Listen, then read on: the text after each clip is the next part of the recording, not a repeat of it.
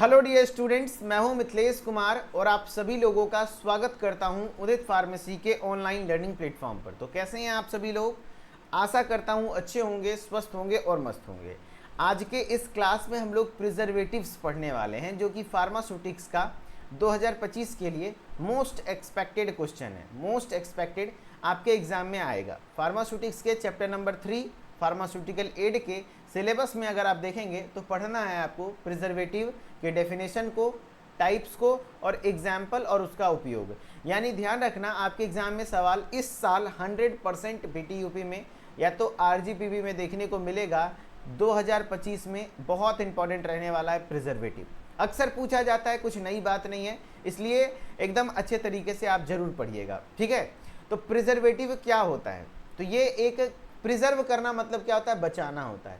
तो प्रिजर्वेटिव्स मतलब होता है ऐसी चीज़ें, ये एक केमिकल होता है जो कोई भी, जैसे मान लो आपका खाना हो, फूड सब्सटेंस हो या तो कोई दवा हो, उसको खराब होने से, डीके होने से, स्पॉइल होने से बचाने का काम करेगा। कैसे?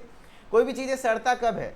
जब उसमें माइक्रोब्स यानी सूक्ष्म जीव का ग्रोथ होता है। तो ये प्रिजर्वेटिव क्या करेगा? अगर आप प्रिजर्वेटिव जैसे केमिकल है वो डाल देंगे तो उसका जो उसमें जो माइक्रोब का ग्रोथ है वो नहीं हो पाएगा एंड वो स्पॉइल नहीं होगा, सड़ेगा नहीं। तो वही बोल रहा है, देखो क्या कह रहा है, preservatives they are the chemical substance, ये केमिकल सब्सटेंस हैं used to preserve organic substance. इसका उपयोग ऑर्गेनिक सब्सटेंस को प्रिजर्व करने, बचाने के लिए होता है। कहाँ से? किससे? फ्रॉम डीके और स्पॉइलेज, सड़ने और गलने से। बाय प्रिवेंटिंग माइक्रोबियल अटैक, कैसे? तो माइक्रोब्स यानी सूक्ष्म जीव जैसे बैक्टीरिया, वायरस के ग्रोथ को रोक देता है, ठीक है। हाँ, they improve the shelf life of drugs, जी हाँ, ड्रग्स के सेल्फ लाइफ को इम्प्रूव करता है बाय डिक्रीजिंग और lowering the oxidation of active ingredients and reducing microbial production. ध्यान रखना, ऑक्सीडेशन ऑफ एक्टिव इंग्रेडिएंट्स, ध्यान रखना, जो कि ये काम कैसे करता है? सबसे पहले तो सेल्फ लाइफ यानी उसका लाइफ स्पान को बढ़ा देगा। मान लो आप कोई सिरप बनाए हो, उसका एक्सपायरी डेट एक महीने का है, ठीक है, विदाउट प्रिजर्वेटिव। लेकिन अगर आप उसमें प्रिजर्वेटिव ऐड कर दिए तो उसका एक्सपायरी डेट 1 साल का हो गया, यानी 1 साल तक वो आप यूज़ कर सकते हैं। तो कहीं ना कहीं उसका सेल्फ लाइफ बढ़ाया ना, उसका लाइफ स्पैन बढ़ाया, तो वही वाला सेल्फ लाइफ वो इंक्रीज करता है। कैसे? तो उसमें जो एक्टिव इंग्रेडिएंट है, जो भी उसमें मेन दवा है, उसके ऑक्सीडेशन प्रॉपर्टी को कम कर देता है। क्या कह रहा है? डिक्रीज और lowering the oxidation of active ingredient. कोई भी चीज़ें ऑक्सीडाइज होती हैं तो खराब हो जाती हैं, तो ये ऑक्सीडाइज नहीं होने देता है उसको। एंड रिड्यूसिंग माइक्रोबियल प्रोडक्शन, और उसमें माइक्रोब्स यानी सूक्ष्म जीव के प्रोडक्शन को कम कर देता है ताकि कम से कम माइक्रोब्स बने, ठीक है। हाँ, नीड ऑफ प्रिजर्वेटिव, आखिर प्रिजर्वेटिव की जरूरत क्यों पड़ा? प्रिजर्वेटिव आप कह सकते हो संरक्षक, इसका उपयोग क्यों पड़ा? तो सबसे पहले टू प्रोटेक्ट द ड्रग को बचाने के लिए। किससे? फ्रॉम माइक्रोबियल अटैक, माइक्रोब्स के अटैक से बचाने के लिए। टू स्टेबलाइज द प्रोडक्ट को स्टेबलाइज करने के लिए, है ना, प्रोडक्ट को स्टेबलाइज करने के लिए, है ना, ध्यान रखना। टू स्टेबलाइज द प्रोडक्ट को स्टेबलाइज करने के लिए।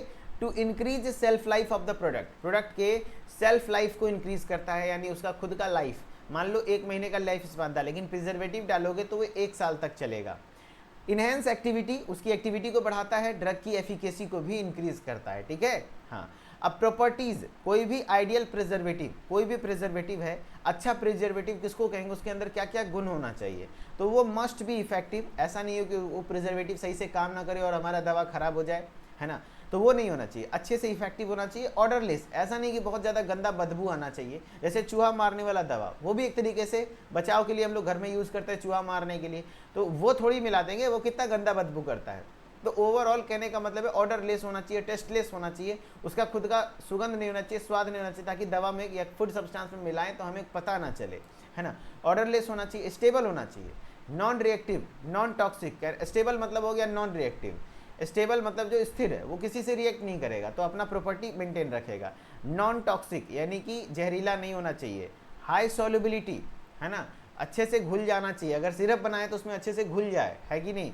कॉस्ट इफेक्टिव यानी कि सस्ता होना चाहिए थोड़ा। टेस्टलेस यानी कि उसका कुछ का खुद का स्वाद नहीं होना चाहिए। कंपैटिबल विथ ड्रग कंपोनेंट, जो भी ड्रग के कंपोनेंट है, जो भी मेन ड्रग है, मेन एपीआई है आपका, उसके साथ वो कंपैटिबल हो, यानी कि प्रॉपरली उसके साथ अच्छे से रहे, ठीक है। प्रिजर्वेटिव का मतलब क्या होता है, तो एक बच्चा है जो प्रिजर्वेटिव का मतलब पूछ रहा है, आप प्रिजर्व करने का मतलब समझना। प्रिजर्व मतलब होता है बचाना, प्रिजर्व करना मतलब होता है बचाना, है ना। तो प्रिजर्वेटिव जो बचा दे, किससे? सड़ने और गलने से। जैसे कोई भी पैकेज्ड फूड आप खाते हो जो पैकेट में बना हुआ था, या दवा खाते हो, सिरप पीते हो, तो वो सिरप बना है आज मान लो, और उसका उपयोग 1 साल बाद किया जा रहा है, तो फिर भी सही है। क्यों? क्योंकि उसमें एक केमिकल मिलाया गया है ना। वो केमिकल क्या करता है, उसके अंदर बैक्टीरिया का ग्रोथ नहीं होने देता है, उसको खराब नहीं होने देता, सड़ने नहीं देता, उसी को प्रिजर्वेटिव कहते हैं। ठीक है ना। चलो, क्लासिफिकेशन ऑफ प्रिजर्वेटिव, कितने टाइप्स के होते हैं? तो on the basis of mechanism of action, यानी कैसे कौन सा प्रिजर्वेटिव काम कर रहा है, उसके आधार पर 3 प्रकार का होता है। एक होता है एंटीऑक्सीडेंट, एक होता है एंटी माइक्रोबियल, एक होता है चिलेटिंग एजेंट। बताएंगे क्या होता है। On the basis of source, किससे प्राप्त हो रहा है? एक है नेचुरली ऑब्टेन्ड, एक है सिंथेटिकली प्रिपेयर्ड। नेचुरली ऑब्टेन्ड यानी जो हमें प्राकृतिक सोर्स से पता चले, प्राप्त हो, और सिंथेटिकली यानी कि जो हम लैब में सिंथेसाइज करें आर्टिफिशियल तरीके से। मैकेनिज्म ऑफ एक्शन के आधार पर सबसे पहले होता है एंटीऑक्सीडेंट प्रिजर्वेटिव। सिंपल सी बात है, एंटीऑक्सीडेंट क्या करेगा? ऑक्सीडेशन होने को रोकेगा, उसको ऑक्सीडाइज नहीं होने देगा। एंटी माइक्रोबियल, माइक्रोब्स के ग्रोथ को रोकेगा। चिलेटिंग एजेंट, चिलेटिंग मतलब क्या होता है ना, ये रिंग का फॉर्मेशन करेगा। रिंग का फॉर्मेशन यानी कोई भी केमिकल है तो उसका रिंग बनने पर वो स्टेबिलिटी हो जाती है, वो स्टेबल हो जाता है, तो स्टेबिलिटी को बढ़ाएगा जिससे कि वो खराब नहीं होगा। ठीक है, अब समझो, जैसे एंटीऑक्सीडेंट्स की बात कर रहा हूँ। किसकी बात कर रहा हूँ? एंटीऑक्सीडेंट्स, है ना। नाम में ही पता चल रहा है एंटीऑक्सीडेंट, यानी they are used to reduce the oxidation of active compounds और protect from the formation of free radicals.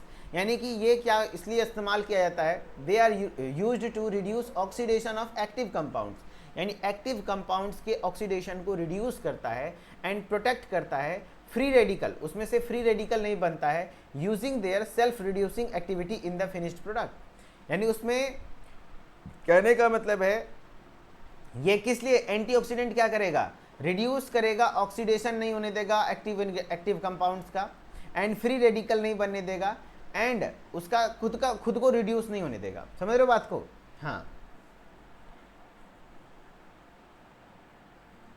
हाँ, वेरी गुड, बहुत बढ़िया। जैसे देखो, anti microbial preservatives, anti microbial preservative अक्सर मल्टी डोज कंटेनर में इस्तेमाल किया जाता है।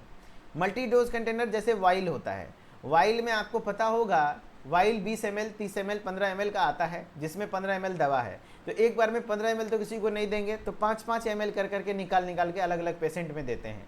तो बार बार नीडल इंसर्ट करते हैं, फिर निकालते हैं, तो कहीं ना कहीं कंटामिनेट हो जाता है, तो उसमें फिर डालते हैं, तो कहीं ना कहीं बैक्टीरियल ग्रोथ होने का चांसेस बहुत ज़्यादा है, ये दवा कंटामिनेट होने का चांसेस बहुत ज़्यादा है। इसीलिए मल्टी डोज कंटेनर यानी वाइल वगैरह में एंटी माइक्रोबियल प्रिजर्वेटिव, एक बार सवाल आया था, एंटी माइक्रोबियल प्रिजर्वेटिव किस में इस्तेमाल करते हैं? तो मल्टी डोज कंटेनर में, ताकि उसमें मिनिमम रिस्क हो कि वो कोई भी बैक्टीरिया वहाँ पर ग्रो करे। कह रहा it is added in product to minimise risk of spoilage, spoil मतलब खराब होने से बचाना, एंड की कहते kill low level of contamination, अगर थोड़ा बहुत कंटामिनेशन है यानी सूक्ष्म जीव है तो उसको किल कर देगा, जो कि कहीं ना कहीं स्टोरेज या तो रिपीटेड यूज़ की वजह से आता है। जैसे मल्टी डोज कंटेनर लगातार आप उसको यूज़ करते हैं, है ना, तो उसको आप उसमें एंटी माइक्रोबियल प्रिजर्वेटिव इस्तेमाल होता है। कह रहा है these agents works by inhibiting cell wall, कहने कहीं सेल वॉल को इनिबिट करता है, सेल मेम्ब्रेन के ग्रोथ को इनिबिट करता है। बैक्टीरिया में जो सेल वॉल सेल मेम्ब्रेन है उसको ग्रोथ को इनिबिट करता है। प्रिपरेशंस विच कंटेन वाटर, ध्यान रखना ऐसे प्रिपरेशन जिसमें वाटर है, जहाँ पर वाटर है उसमें सबसे ज़्यादा होता है माइक्रोबियल स्पॉइलेज, जहाँ पानी वहाँ सड़ेगा, वो चीज़ें सड़ेगा, है ना, है कि नहीं? हाँ, तो preparations which contain water are at high risk of microbial spoilage, यानी कि जिस भी प्रिपरेशन में वाटर है उसमें ज़्यादा चांसेस है कि उसमें स्पॉइलेज हो जाए, यानी कि वो ख़राब हो जाए। जैसे कि आपका सॉल्यूशन हो, सस्पेंशन हो, इमल्सन हो, क्रीम हो, इंजेक्टेबल हो, आई ड्रॉप हो, इस सब का मेन चीज़ क्या है? वाटर है, वाटर के मदद से ही बनता है। तो कहीं ना कहीं इन सब चीज़ में रिस्क ज़्यादा है। जैसे टैबलेट कैप्सूल में उतना ज़्यादा रिस्क नहीं है, प्रिजर्वेटिव नहीं ऐड किया जाता है, लेकिन जो सॉल्यूशन, सिरप, जितना भी लिक्विड डोजेस फॉर्म है, सब में कहीं ना कहीं प्रिजर्वेटिव ऐड किया जाता है। ठीक है, हाँ, एग्जाम्पल में जैसे बेंजोइक एसिड होता है, सोडियम बेंजोएट होता है, मिथाइल पैराबिन्स होता है। तो आपको पता रखना है कि जो एंटी माइक्रोबियल प्रिजर्वेटिव के एग्जाम्पल है क्या क्या है? बेंजोइक एसिड है, सोडियम बेंजोएट है, मिथाइल पैराबिन्स है। अब एक होते हैं चिलेटिंग एजेंट्स। चिलेटिंग एजेंट्स ये भी प्रिजर्वेटिव की तरह काम करता है, प्रोडक्ट को एक कॉम्प्लेक्स स्ट्रक्चर बना लेता है। जैसे ये कॉम्प्लेक्स स्ट्रक्चर बना लेता है, ऐसे ऐसे कॉम्प्लेक्स स्ट्रक्चर बना लेता है, ठीक है। और ये कॉम्प्लेक्स स्ट्रक्चर रिंग टाइप का फॉर्मेशन करता है, जिससे कि वो स्टेबल हो जाता है ना, और उसको डिटोरिएट नहीं होने देता है, खराब नहीं होने देता है। एग्जाम्पल में याद रख लेना EDTA, ऐसे लिख देना example, chelating agent forming complex, complex का स्ट्रक्चर बनाता है जिससे कि उसमें डिटोरेशन नहीं होगा और उसकी स्टेबिलिटी बढ़ जाती है। एग्जाम्पल में है EDTA। EDTA का फुल फॉर्म भी पूछा जाता है। EDTA केमिकल है, ध्यान रखना, ethyl diamine tetraacetic acid. क्या क्या? Ethyl diamine tetraacetic acid. देखो इथाइलिन है ना, diamine tetraacetic acid, इसका फुल फॉर्म होता है EDTA का, पूछा जाता है ना। एंड सिट्रिक एसिड जो कि आपके लिए हेल्पफुल होता है, खास करके किस में होता है, लेमन वगैरह में होता है, नींबू वगैरह में। तो ये कहीं ना कहीं आपके इंपॉर्टेंट होता है चिलेटिंग एजेंट के तौर पर, EDTA और सिट्रिक एसिड। अब हम लोग नेचुरल प्रिजर्वेटिव की बात करते हैं, है ना, on the basis of source, जो सोर्स से प्राप्त होता है। तो नेचुरल यानी प्राकृतिक, जो हमें नेचर से प्राप्त हो, they are obtained from nature. Example में नीम ऑयल है ना, नीम, लेमन, हनी, ये सब नेचुरल प्रिजर्वेटिव्स में आते हैं। जबकि सिंथेटिकली प्रिपेयर्ड की बात करें, जो सिंथेटिकली बनता है ना, they are obtained from chemicals, ये केमिकल से बनता है और बाय एनी प्रोसेस, ठीक है। एग्जाम्पल जैसे बेंजोएट नाइट्राइट, यानी बेंजोएट्स जो कि सोडियम बेंजोएट है, नाइट्राइट जैसे सोडियम नाइट्राइट है, सल्फाइड्स जैसे सल्फर डाइऑक्साइड है, ये सब कहीं ना कहीं सिंथेटिकली प्रिपेयर्ड प्रिजर्वेटिव्स है ना। हाँ, सिंथेटिकली प्रिपेयर्ड प्रिजर्वेटिव्स हैं, जो कि ये हैं आपके बेंजोएट्स, नाइट्राइट्स, सल्फाइड्स। तो इस तरीके से आपको याद रखना है। एंड प्रिजर्वेटिव से आपके क्या कुछ साइड इफेक्ट्स आते हैं, common side effects of preservatives.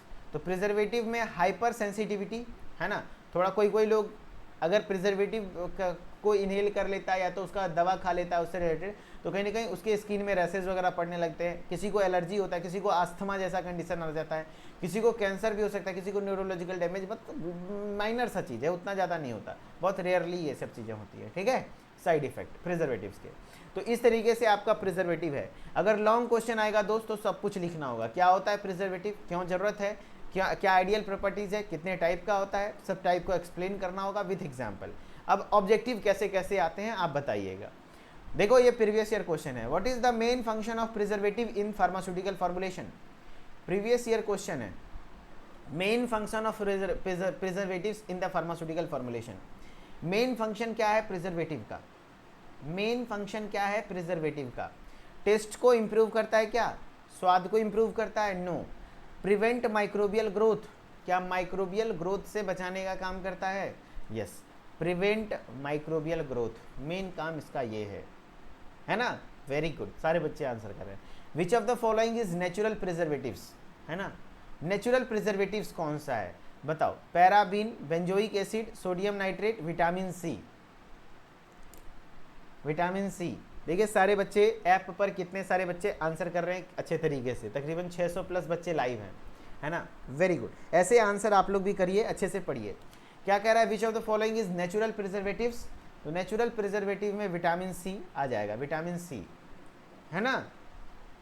हाँ, ये सब क्या है, आर्टिफिशियल होता है, paraben, benzoic acid, sodium nitrite वगैरह आर्टिफिशियल होता है। विच of the following is an example of anti microbial preservative, इसमें से कौन सा एंटी माइक्रोबियल है? देखो एंटी माइक्रोबियल हमने यहाँ पढ़ाया था, चिलेटिंग एजेंट में EDTA, citric acid. Anti microbial का एग्जाम्पल ये है, benzoic acid, sodium benzoate, methyl paraben, है ना। देखो क्या हो जाएगा, anti microbial, sodium chloride, benzoic acid, magnesium sulphate, ethanol, तो बेंजोइक एसिड हो जाएगा। देखो हमने बताया था यहाँ पर बेंजोइक एसिड, है ना। चलो नेक्स्ट क्वेश्चन है आपका अगेन फिर, विच of the following is an example of chelating agents, इसमें से चिलेटिंग एजेंट के एग्जाम्पल कौन से हैं? चिलेटिंग एजेंट के एग्जाम्पल कौन से हैं? Chelating agent, which of the following is an example of chelating agent? Benzoic acid, है ना, सोडियम क्लोराइड, EDTA या प्रोपाइल गैलेट। तो विच of the following is an example of chelating agent, तो chelating agent के example हो जाएंगे आपके EDTA, ethylene diamine tetra acetic acid, है ना, वेरी गुड। चलो, विच of the following is not a property of an ideal preservative, इसमें से कौन सा आइडियल प्रिजर्वेटिव का प्रॉपर्टी नहीं है? Toxicity, high solubility, stability, compatibility with drug components. कह रहा है नॉट, कौन सा प्रिजर्वेटिव का आइडियल प्रॉपर्टी नहीं है। तो टॉक्सिसिटी, क्या प्रिजर्वेटिव को जहरीला होना चाहिए, यही ऑप्शन गलत हो जाएगा। सॉल्युबिलिटी होना चाहिए, स्टेबिलिटी होना चाहिए, कंपेटेबल होना चाहिए, टॉक्सिसिटी नहीं होना चाहिए, है ना। चलो, इसी के साथ आपका ये प्रिजर्वेटिव वाला पॉइंट खत्म होता है। And thank you so much guys, है ना। बहुत बहुत धन्यवाद, आप सभी लोगों ने इस लेक्चर को अच्छे तरीके से देखा। एंड उम्मीद है आप रिवीजन करेंगे एंड अच्छे से नोट्स बनाएंगे इस टॉपिक का, क्योंकि आपके 100% एग्जाम में आएंगे सवाल ये प्रिजर्वेटिव्स, ठीक है। एंड जो लोग इंस्टाग्राम पर आना चाहते हैं मिथिलेश सर ऑफिशियल, आप आ सकते हैं हमारे इंस्टाग्राम से। फ़ायदा ये होगा कि आप ऑलवेज मोटिवेटेड फील करेंगे। एंड अगर आप थोड़ा सा भटके हुए रहेंगे तो आपको कहीं ना कहीं याद आते रहेगा कि हाँ भैया हमें पढ़ना भी है एंड हमारे एग्जाम के लिए क्या कुछ इंपॉर्टेंट है, नहीं है। क्योंकि हम इंस्टाग्राम पर अक्सर बच्चों को स्टोरी लगाने के लिए हमारे साथ बच्चे स्टोरी वगैरह लगाते हैं, कुछ अच्छे नोट्स बनाते हैं तो वो स्टोरी लगाते हैं, फिर मैं मेंशन करता हूँ, वो मेंशन करते तो मैं फिर अगेन उनका स्टोरी को रिप्लाई करता हूँ। तो कहीं ना कहीं एक माहौल अच्छा होता है ना। तो आप वहाँ से अच्छे तरीके से मोटिवेटेड रहें, कम से कम एग्जाम तक कनेक्टेड रहिए, अच्छा रहेगा आपके लिए। एंड अच्छे तरीके से खूब एंजॉय करिए। एंड उम्मीद है आप सभी लोग का एग्जाम बहुत अच्छा जाएगा। एंड गुड लक, अच्छे से मेहनत करिए। Okay, thank you so much.